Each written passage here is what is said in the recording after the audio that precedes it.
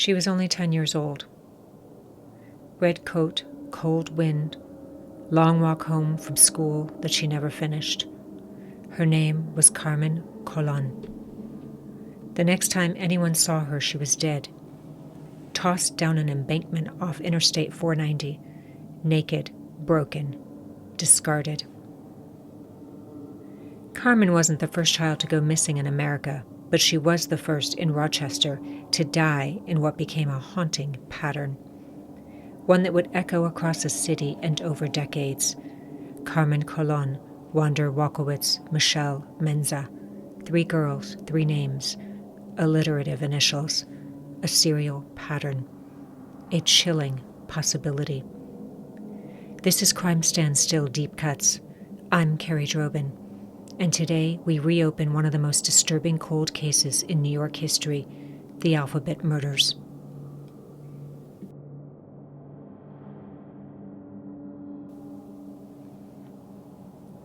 I'm going to take you back to the early 1970s. Watergate was brewing. The Zodiac Killer was taunting police in California.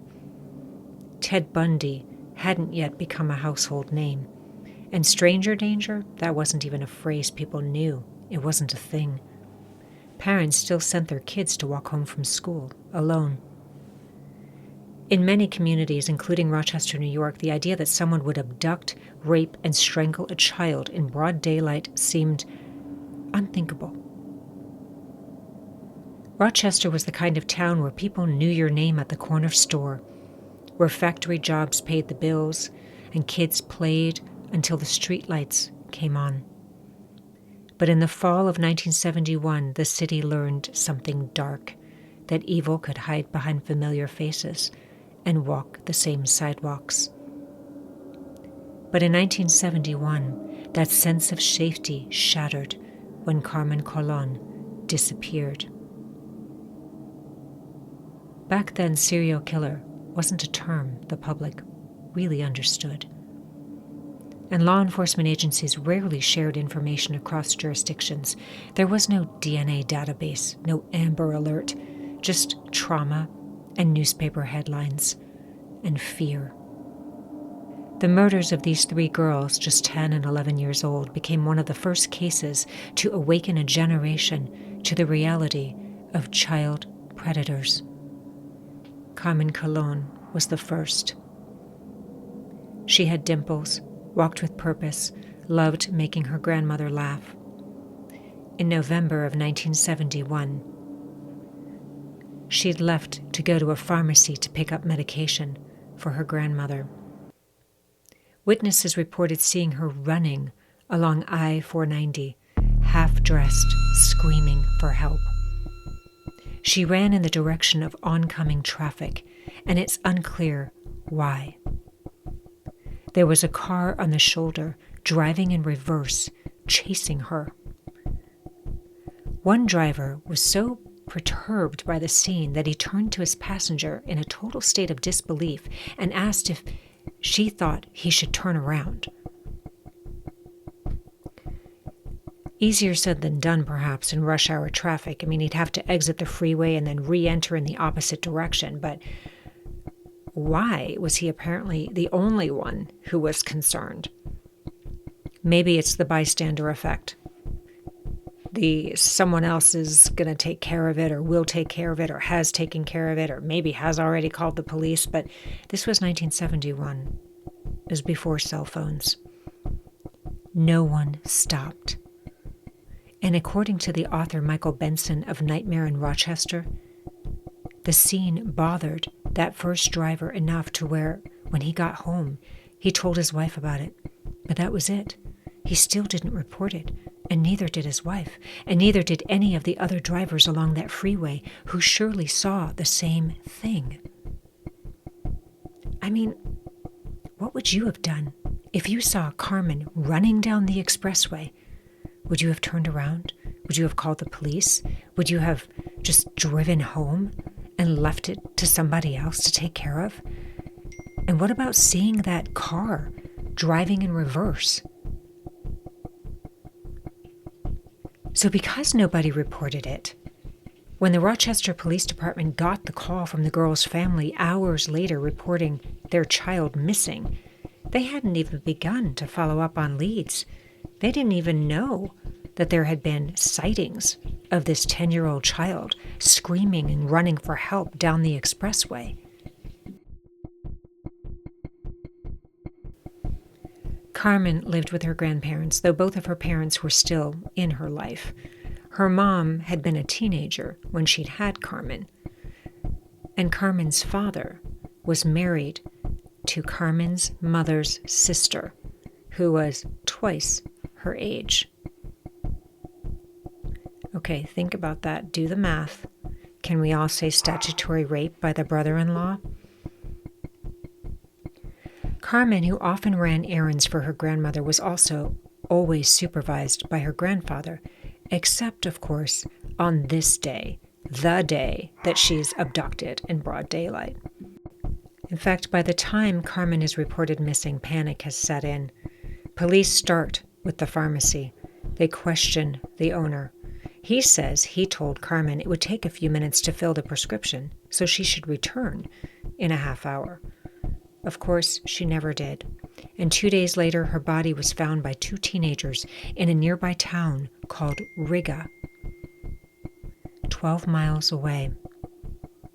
The autopsy confirmed that she was sexually assaulted and strangled. Finally, witnesses from the expressway start coming forward with information. It took a newspaper report and information that this girl had died, had been murdered, for people to start coming forward. I mean, think about that. A little bit too late. Investigators received varying, vague descriptions of the car that witnesses saw backing up along the shoulder. And it seemed that the girl's killer taunted police by leaving a message on the door of a public restroom in a local department store.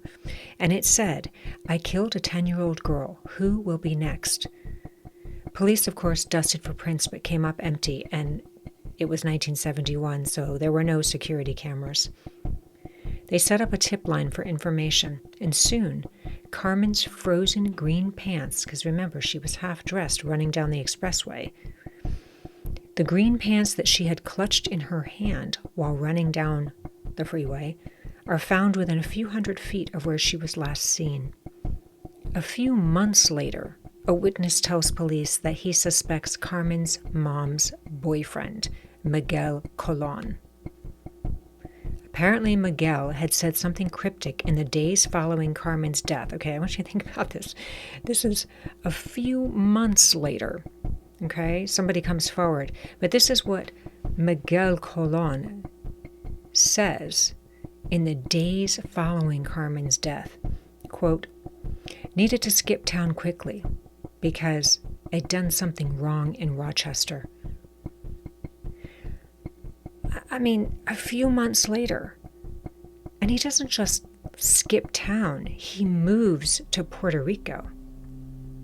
According to Sherry Farnsworth in her book Alphabet Killer, authorities detail Miguel's mother, hoping to lure Miguel out of hiding. It worked because Miguel does turn himself in. He also insists on taking a lie detector test. When police search his car, which, by the way, looks a lot like the witness's description, they find a doll of Carmen's. I mean, while that's kind of a creepy fact,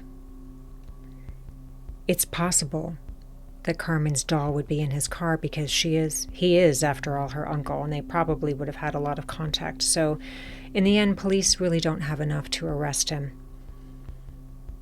But by March of 1973, which is 16 months later, police get another interesting lead.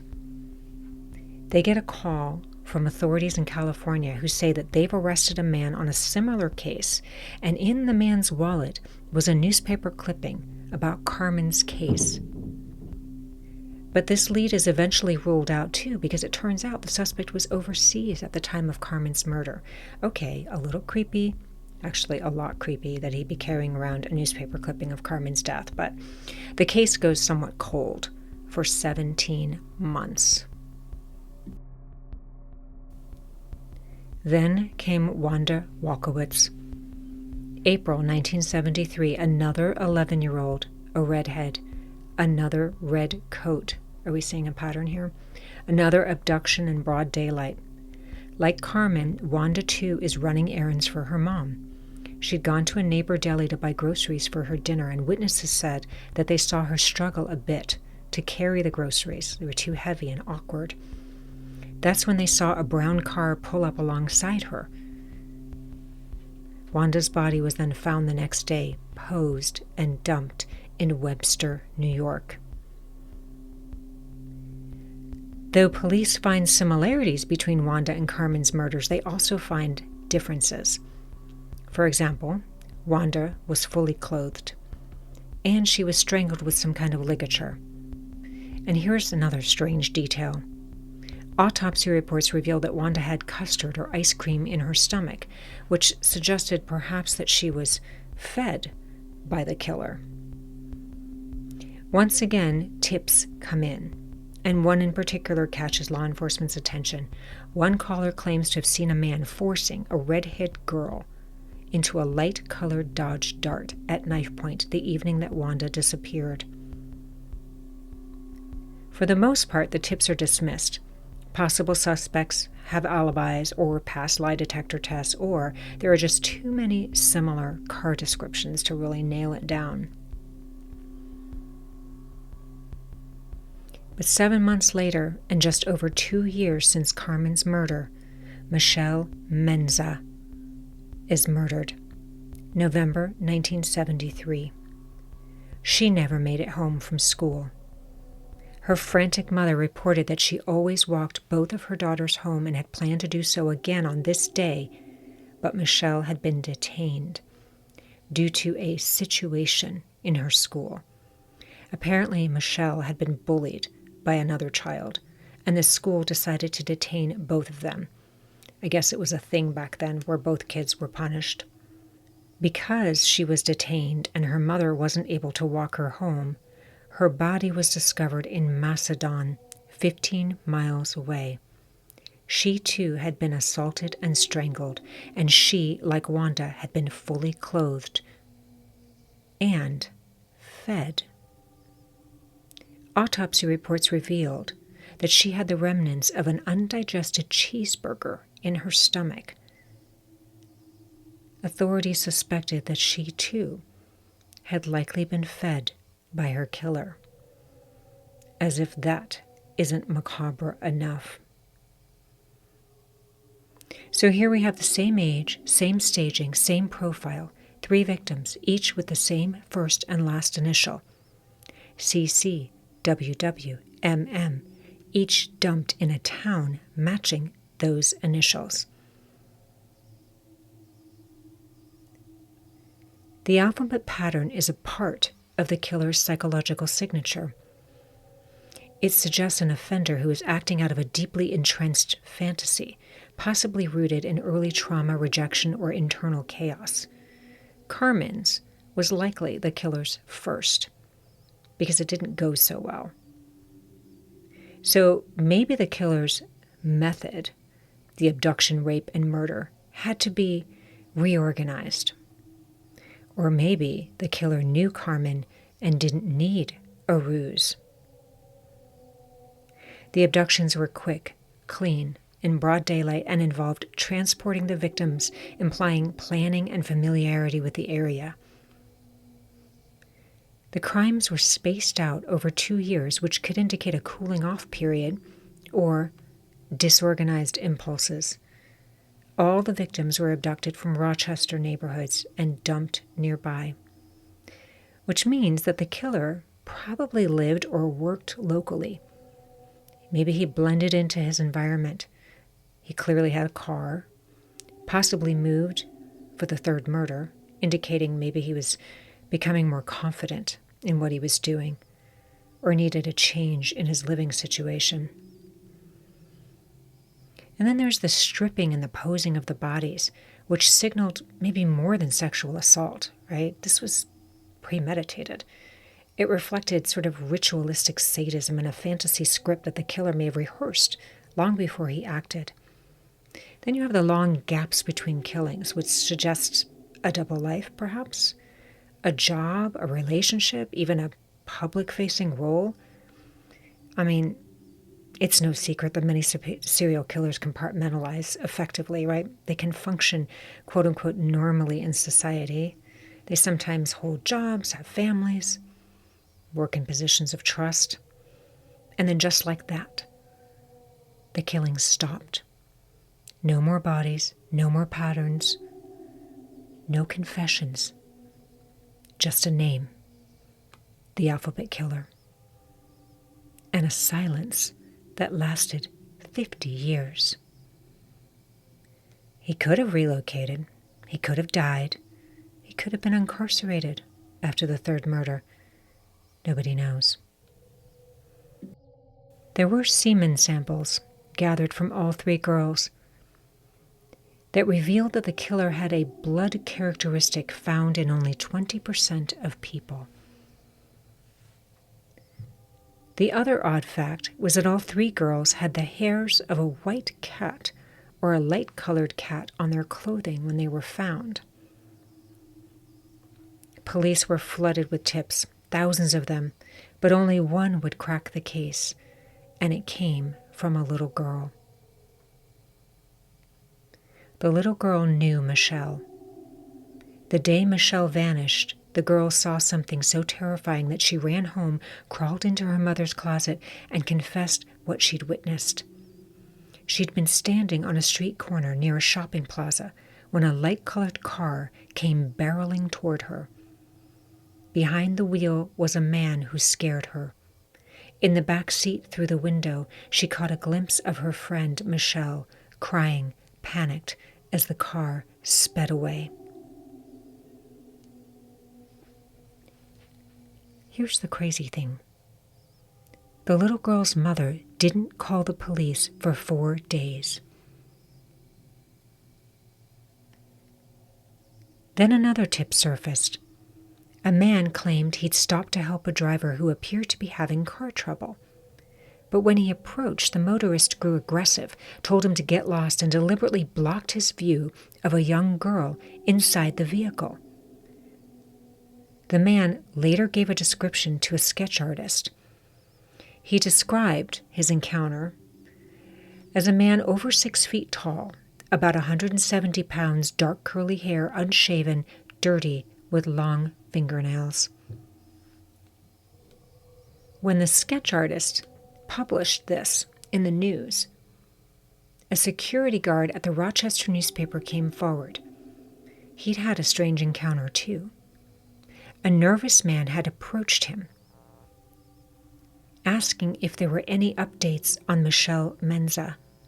He stuttered over her name and then abruptly walked off. The guard, Gilbert, tried to follow, but the man jumped into a light brown Ford Pinto and sped away. The next day, another witness came forward, a woman with a haunting memory. She recalled pulling into a fast food parking lot and noticing a beige car parked beside her. In the passenger seat sat a little girl who looked strikingly like Michelle. But at the time, Michelle hadn't yet been reported missing. Moments later, the woman saw a disheveled man emerge from the restaurant carrying a bag of food and a drink. He climbed into the driver's seat, handed both items to the girl, and drove off.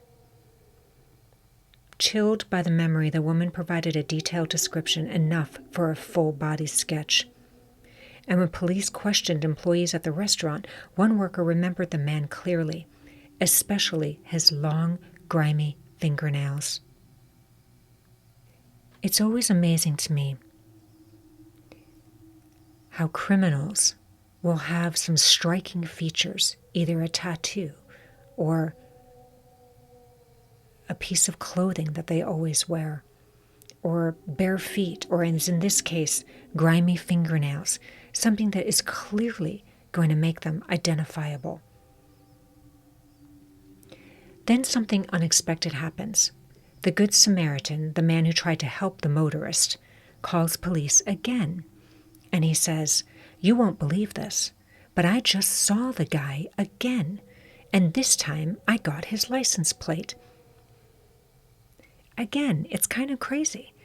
This criminal has left so many breadcrumbs. It's almost like he's not afraid of being caught. Police traced the plate to a man in his 20s, unemployed, recently divorced, with a criminal record but nothing involving sex crimes. Still, the lead is strong. This tip came from one of the few eyewitnesses who actually interacted with the suspect. And when questioned, the man insisted he had nothing to do with the killings. For Michelle, he claimed an alibi, and he passed a polygraph. It was enough for police to let him go. But here's the thing. Polygraphs are not only inadmissible in court, they are completely irrelevant if the person is a psychopath. They often pass them with ease. More suspects are questioned. Several bear a striking resemblance to the composite sketch. One by one, each is ruled out. Then a new name surfaces, a man who fits the profile, but there's a problem. By the time police hear of him, he's already dead. The man was Dennis Termini, a 25-year-old firefighter with a dark past. He had a known pattern, targeting teenage girls and adult women. His attacks spanned from 1971 to 1974, ending abruptly on New Year's Day when he died by suicide just as police were closing in. But even after his death, the investigation didn't stop. That's when detectives working the Alphabet murders were alerted. At first glance, Termini didn't seem like a perfect fit. The victim profile didn't quite align. But then the details started to surface, subtle, chilling overlaps. One witness had described a light-colored car with a distinctive dent. Termini's car matched that description exactly. And then there was his job, a firefighter. It might explain the question that had baffled investigators from the start. How did the killer manage to lure young girls into his car in broad daylight without raising suspicion? One theory, the girls knew him, but police had scoured their lives and found no connections, no shared schools, neighborhoods, or activities. So maybe it wasn't familiarity. Maybe it was trust, the kind of trust a uniform can buy. Maybe the person who lured the girls into his car was someone who made them feel safe. Someone in uniform. Dennis Termini kept his firefighter uniform in his vehicle. But there was more. He was a cat owner, and investigators found cat hairs in his car. They also discovered human hair, hair that was consistent with Michelle's. Michelle and Wanda were conned. Carmen was brutally beaten, skull fracture. The other two were fed, and Carmen escaped. Maybe the MO was evolving. Maybe the killer was so enraged by Carmen's escape that he had to kill her quickly. By the way, Dennis Termini, a Rochester firefighter arrested for a series of rapes and abductions, used his vehicle. DNA later ruled him out, but only after decades. Police chased countless leads, among them Kenneth Bianchi, the hillside strangler, who once lived in Rochester. He toyed with investigators but never confessed. His link remains speculative. He transported his victims, posed them, but he killed adults. So, there was also the Zodiac killer, who communicated obsessively with police, but he didn't focus on children. He engaged in a pattern of behavior, and there was a connection between his locations. West Mesa bone collector, same disappearance pattern, dump site ritual, but his victims were sex workers and not children. Other leads included sex offenders, school janitors, even family friends, but no arrest was ever made. When a killer is never found, the story becomes about everyone. Suspicion spreads like a virus. Families fracture, police lose trust, and in cases like this, where the victims are young girls, there's a second violence: silence. These girls were failed by society twice, once by their killer and again by a justice system that couldn't protect them. Then, in September of 1974, the Democrat and Chronicle present an angle that will come to define the case: the fact that all three girls have the same letter for their first and last names, and this is where the killings start being referenced to as either double initial murders and then later the alphabet murders. Carmen is the outlier. She's found in Riga, but it's close to two other towns, Chilai and Churchville. The Churchville exit was literally the next exit on the expressway where all the motorists saw Carmen running, so maybe her killer doesn't have time to take her to Churchville because she escapes. This begs the question that if he targeted girls whose first and last names matched, he had to have known them beforehand, right? But the crimes feel like crimes of opportunity. The girls don't go to the same school. They don't have the same social worker. It seems impossible that the alliteration could be a coincidence. I mean, what do you think? The odds of three separate random victims each having double initials is 0. And that's before factoring in that all three victims are found in a town with the same initial as well. I mean, the official stance is that the initials were just a coincidence, but I don't buy it. But before I leave this point, this was 1974, before the golden age of serial killers. So isn't it strange that so many of the giants live in the same area, like composers or artists who all lived at the same time competing with one another? And it wasn't just Rochester. I mean, just a few hours south, another predator was stalking young girls during the exact same time. In Washington state, from 1971 to 1972, a serial killer, later dubbed the Freeway Phantom, abducted, raped, and murdered at least 6 black girls, ages 10 to 18. Like the alphabet killer, he left his victims near highways. And like the alphabet killer, he left no fingerprints, no solid suspects, just trauma and silence. One girl was even forced to write a note found in her coat pocket, taunting police. It said, "I will admit the others when you catch me if you can, Freeway Phantom." The cases were never solved. There were different cities, different demographics, but disturbingly similar patterns, unsolved for 50 years or more, despite modern technology. They were ignored by mainstream media at the time, possibly due to the victim's race and socioeconomic status, but like the alphabet murders, the Freeway Phantom displayed organization, escalation, and eerie clues that he left behind. Another really weird case is Mary Bell.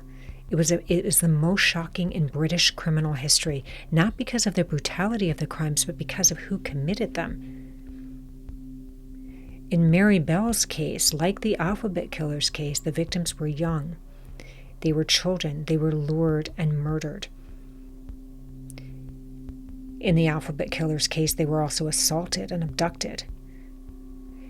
In Mary Bell's case, the killings had an eerie signature, like the letter M had been carved into the victims.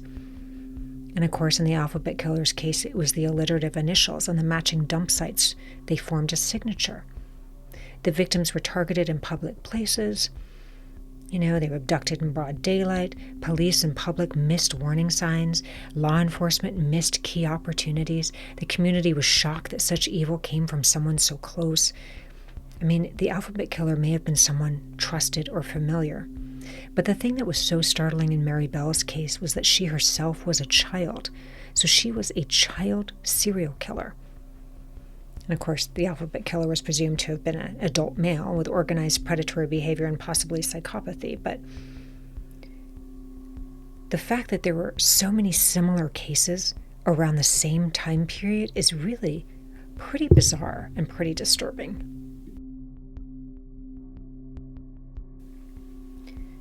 Then in 1979, we get a break. At least it seemed like that. A man named Kenneth Bianchi was arrested in Washington state for the strangulation murders of 2 women. The name struck a nerve. Bianchi was from Rochester. He had lived there in the early 1970s, the exact time the alphabet murders occurred. He had worked in private security, bingo, even serving as a guard for the New York Times. And before that, he had aspired to be a police officer. Instead, he became a killer. Bianchi had once been ruled out, But now, with his arrest, he was back on the investigators' radar. And the reason he was ruled out was because at the time, people thought that Dennis Termini had done it. He'd been their prime suspect until serology tests cast doubt on the connection. But with Bianchi back in the frame, investigators collected his wrist prints and they compared them to the faint marks found on Michelle's neck. There was no match. I mean, that's bizarre in itself. Come on, a wrist print? But he was ruled out again, and just like that, the trail went cold. By the 1990s, DNA had become a powerful tool, and investigators had a viable sample from Wanda's case, so both Kenneth Bianchi and Dennis Termini were tested. Both were ruled out. But just as police began to lose hope, a chilling discovery in a Reno basement would reignite the case. In Reno, Nevada, police arrested suspected serial killer Joseph Nasso. During a search of his home, they uncovered hundreds of photos, women bound in disturbing, unnatural poses. But what truly caught investigators' attention was a handwritten note titled List of 10. It referenced various dump sites where bodies had been found, and none of the victims were children, but the names, okay, Roxanne Rogash, Pamela Parsons, Tracy Tafoya, Carmen Colon.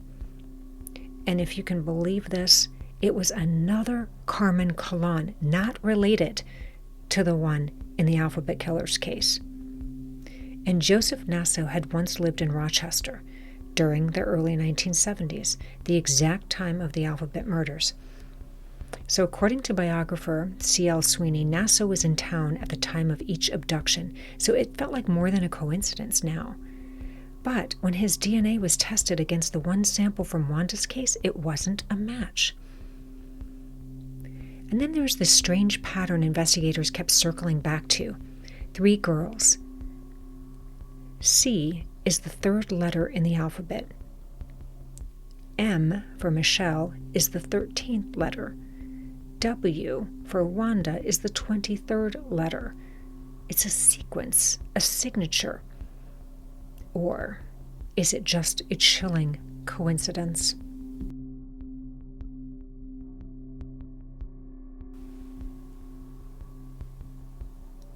The Alphabet murders are not just about a killer who vanished. They're about the systems that failed to connect the dots and the voices that were silenced until now. We have Carmen Colon, Churchville, Wanda Walkowitz, Webster, Michelle Manza, Macedon. So why bring this case back into the spotlight? Why do we care? Because someone somewhere still knows something. Because new DNA technology could finally reveal the truth. Because we now understand more about the behavioral patterns of serial predators. And because Carmen, Wanda, and Michelle deserve more than to be remembered only by the pattern of their names. In every unsolved case, there is unfinished grief, but also opportunity to question what we missed, who we overlooked, and how we listen. I don't believe in coincidences. Today, we know so much more about serial killers. The Alphabet Killer didn't just find victims, he curated them. He stalked neighborhoods he knew well. He watched girls who fit a visual and symbolic profile. He likely approached more children than he harmed, but only acted when the initials, location, and opportunity lined up. It wasn't just murder. It was performance, fantasy made real, and for him, that fantasy needed to be perfect.